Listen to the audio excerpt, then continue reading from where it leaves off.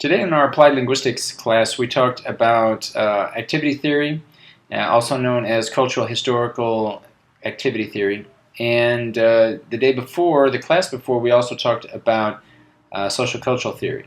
So in this activity I'd like for you to reflect on your own action research projects where you're investigating a problem based on your own practice, and I'd like for you to explain the problem and the intervention that you're implementing in terms of both activity theory and in social cultural theory. So essentially we want to discuss key terms that are associated with each of those theories as we discuss and explain, describe, and detail the problem and the intervention that we're using in our classroom.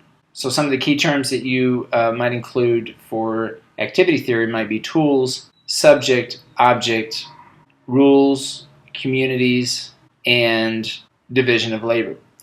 Key terms that you might include when you discuss your problem and intervention in terms of the social cultural theory might include regulation, as in self-regulation, peer regulation, mediation. You might also include terms like zone of proximal development, scaffolding, internalization, externalization. These are some of the key terms that we talked about in the prior class with regard to social cultural theory.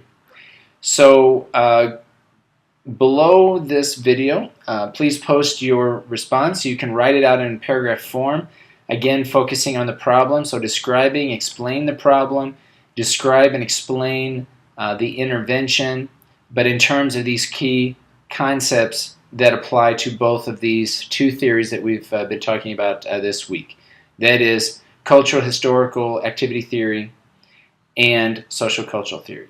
And for those of you who aren't taking applied linguistics, who are viewing this in the TIL community, feel free to respond, again thinking in terms of a problem that you face in your language classroom and any recent technique, method, any way that you're using certain materials or objects or technologies in your classroom, but that seek to address a certain classroom problem that you are facing, whether the problem is from a pedagogical standpoint or it could also be from a learning standpoint.